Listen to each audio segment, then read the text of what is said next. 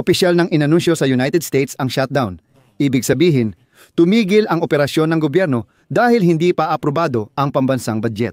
Hindi na ipasa ng Kongreso ang batas sa pondo ng gobyerno bago magsimula ang bagong taon ng pananalapi.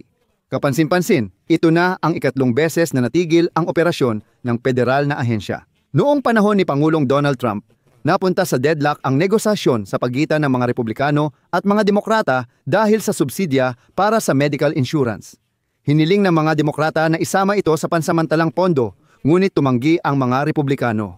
Ang grupo ni Trump ay kumikilos gaya ng dati at tinatakot tanggalin sa trabaho ang mga kawani ng gobyerno na ayaw magtrabaho ng walang bayad sa gitna ng shutdown. Sa episode na ito, pag-uusapan natin kung ano ang shutdown, ano ang maaaring idulot nito sa mga Amerikano, at sino ang unang bibigay para matapos ang shutdown, ang mga Demokrata o ang mga Republikano. May maliit na spoiler dito. Noong nakaraang pagkakataon, sila ang unang bumigay. Ang pangalan ko ay Alexi Pechi. Ngayon ay ika-1 ng Oktubre sa kalendaryo. Sabay-sabay nating talakayin ang paksang ito. Pero bago tayo magsimula, gusto ko munang hilingin na mag-subscribe kayo sa YouTube channel na ito, mag-like at mag-iwan ng kahit anong komento sa video na ito. Kung gusto ninyong suportahan ang paggawa ng YouTube channel na ito, maaari ninyong gawin iyon sa pamamagitan ng kahit anong donasyon gamit ang mga link at detalye na nasa description ng video na ito. Nakasulat doon na suportahan ang YouTube channel ni Alexi Pechi. Piliin ang format na komportable sa inyo. Salamat sa anumang suporta ninyo. Kaya, hindi nagawang maipasa ng mga mambabatas ng Kongreso ng Estados Unidos ang mga batas tungkol sa paggasta sa tamang oras. Kaya idineklara ang shutdown sa bansa. Pero ang mga bayad para sa Social Security at programang Medicare ay nagpapatuloy pa rin dahil ang mga pondong ito ay hindi sakop ng taunang pondo. Magtutuloy ang serbisyong medikal para sa veterano. Magpapatuloy ang Border Patrol, National Weather Service at karamihan ng mga sundalo at empleyado ng pambansang seguridad sa kanilang trabaho. Sa kabuuan, ito ay pansamantalang at bahagyang pagtigil ng operasyon ng gobyerno. Kailangang harapin ng mga Amerikano ang mga pagsubok sa kanilang araw-araw na buhay. Para sa mga empleyado ng federal na gobyerno na forced leave, na walang bayad o nagtatrabaho ng walang sahod habang may tigil sa pondo, kailangan din nilang harapin ang matitinding problema. Nagbanta ang administrasyon ni Trump na tatanggalin ang maraming empleyado ng federal na gobyerno kung tatanggi silang magtrabaho ng walang bayad sa panahon ng shutdown.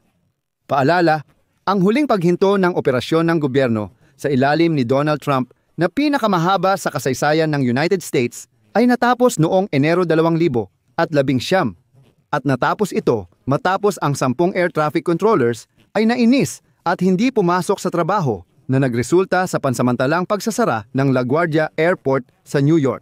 Ang mismong konsepto ng pagtigil ng pondo o shutdown ay lumitaw lang kamakailan noong 1980 sa panahon ni Jim Carlson. Bago nito, madalas na ipinagpapatuloy ng mga ahensya ng gobyerno ang kanilang operasyon kahit hindi pa naipapasa ng mga mambabatas sa oras ang mga batas ukol sa pondo. Pero ano nga ba ang naging problema? Ang proseso ng pag-apruba ng pondo ay dapat matapos bago matapos ang Setyembre bawat taon bago magsimula ang fiscal year ng gobyerno na nagsisimula ngayon, Oktubre 1. Tinatayang may 12 hiwalay na panukalang batas ukol sa pondo. Ngayong taon, wala sa mga ito ang naipasa ng 2 kapulungan. Ito ang unang beses mula 1977 na walang naipasa kahit isang panukalang batas. Walang kahit anong pondo na inilaan talaga. Ano nga ba ang ugat ng labanan ng Demokratiko at Republikano sa Kongreso? Tingnan ito ng mga Demokratiko bilang tanging paraan nila para maimpluwensyahan ang gobyerno. Ipinipilit nila na ibalik ng mga Republikano ang mga mawawalang subsidiya sa programang Obamacare para hindi tumaas ng 75% ang mga bayarin sa medical insurance. Para sa humigit kumulang 24 na milyong tao na kasali sa programang ito. Gusto ng mga Republikano na gawin ang mga debate ngayong taon. Ano ang magiging katapusan nito? May unang kikurap, may unang susuko, magbibigay ng concession at tatanggapin ang pondo. Maikli man o mahaba ang paghinto, tiyak na matatapos ito sa unang kumurap. Ang kasalukuyang pagkabigo sa pagpopondo ay medyo kahawig ng una at mas maikling pagkabigo sa pagpopondo noong una. Kaya natin tingnan ang sitwasyong iyon, ikumpara at subukang magbigay ng prediksyon.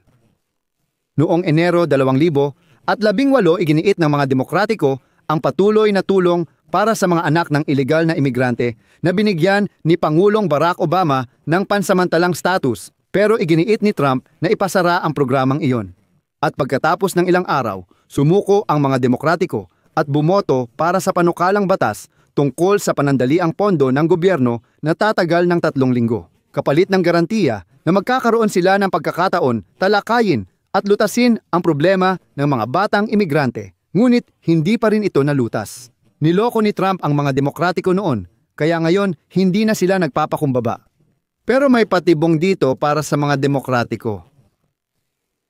Madalas, ang mga botante, ibig sabihin ang elektorado, ay ibinubunton ang pangunahing sisi sa partido na sumusubok gamitin ang pagsuspinde ng trabaho ng parlamento.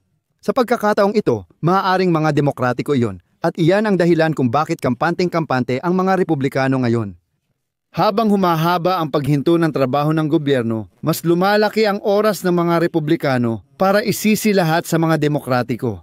Bakit ito mahalaga kay Trump? Oo, dahil papalapit na ang 2026 midterm elections kung saan nais ng mga Demokratiko makuha ang kontrol sa kapulungan ng mga kinatawan. Ngayon, madaling sisihin ang mga Demokratiko sa pagtigil ng operasyon ng gobyerno. Sila ang sanhi ng problema, kaya huwag na silang iboto sa midterm elections. Dito, kailangan nating balikan ang mas kamakailang kasaysayan.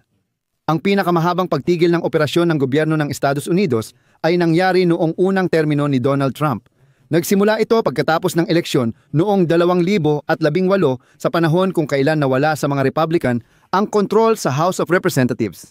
Pero bago pa man opisyal na nakuha ng mga Demokrat ang kapangyarihan. Gusto ni Trump makakuha ng pondo para sa kanyang pader sa hangganan. Nagbanta siyang hindi pipirmahan ang anumang panukalang batas sa paggasta na walang pondo para sa pader. Kahit na mayorya siya sa kapulungan ng mga kinatawan at Senado, hindi pa rin niya makukuha ang pondong iyon. Nang makuha ng mga Demokratiko ang kontrol sa kapulungan, iginiit nilang ihiwalay ang usapan sa pader sa mas malawak na usapan. Sa huli, nagparaya si Trump pero pagkatapos lamang niyang magdulot ng pinakamahabang pagtigil ng operasyon ng gobyerno sa kasaysayan. Nagsimula ito, tulad ngayon, noong ang mga Republikano niya ay ganap na nakontrol ang federal na gobyerno. Noon, 35 araw ang shutdown. Kung gaano ito katagal ngayon, panahon lang ang makakaalam. Uulitin ko, kailangang bantayan kung sino ang unang bibigay at gagawa ng kompromiso. 2 beses nang nagkaroon ng pagkakataon si Trump. Minsan ang mga Democrat ang unang bumigay, minsan naman siya ang napilitang sumuko. Kaya dito, maglalagay muna ako ng ellipsis. Ilagay ang inyong opinyon at mga konklusyon sa mga komento sa ilalim ng episode na ito. Mag-subscribe sa channel, pindutin ang kampanilya at huwag kalimutang mag-like. Iyon lang po, ingat kayo. Paalam.